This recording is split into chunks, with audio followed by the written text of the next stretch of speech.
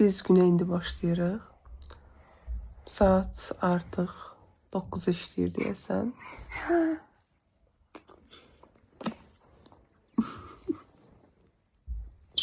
Gaga. Qaqa.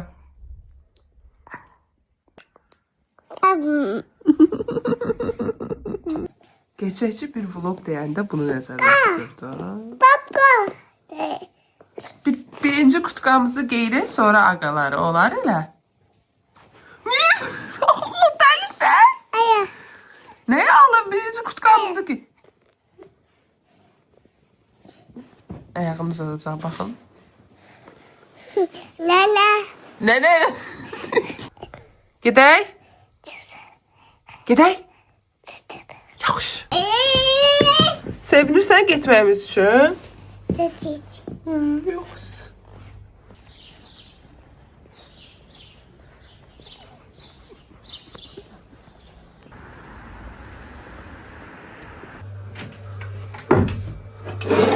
Bugün ekstra bir stəkan seçeceğim.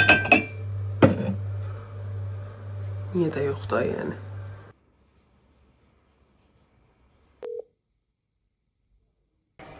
Ben giyindim. Hazıram. Ayakkabılarımı da giyineceğim ve gideceğim.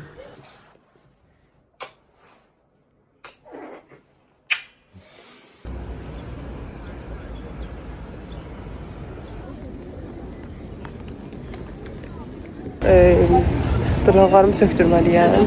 Ustanı gözləyirəm. Görək nə olur. Dırnaq ustam hələ gəlməyib. Gəlin gedək Rozmana. Elə belə gəzək. Çünki mən I'm just a girl. I'm just a girl. Neyniyə bilərəm başqa? Yəni gəzə bilərəm. İkisi arasında qalmışam. Qiymətləri də yaxşıdır.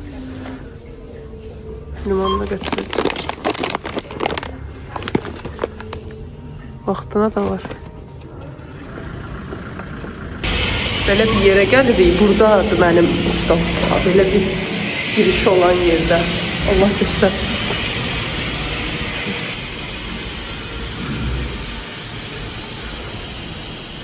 Elə bir qorxu oyunu oynayırsan. Hər dəqiqə burada hop nəsə çıxa bilər də. Yəni hər dəqiqə.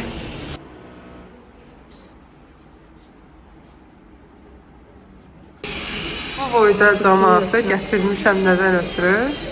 Bir dənə bunları sevməkdən ötürü. Bitti. Artıq az dırnaqlarım. İndi gedirəm Nərimanova. Orada da bir-iki iş eləyəcəyik. Sonra evə qayıdacağım. Mənim ən sevdiyim şey ikinci əl mağazaları gəzməkdir, memiləri. Heç nə almasam belə gəzmək çox xoşuma gəlir. Amma bəzən alıram, çox vaxt alıram.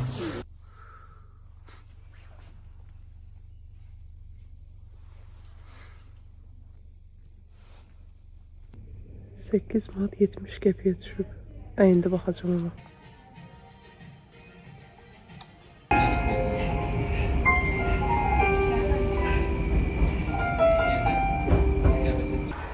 Çox şirindir bu.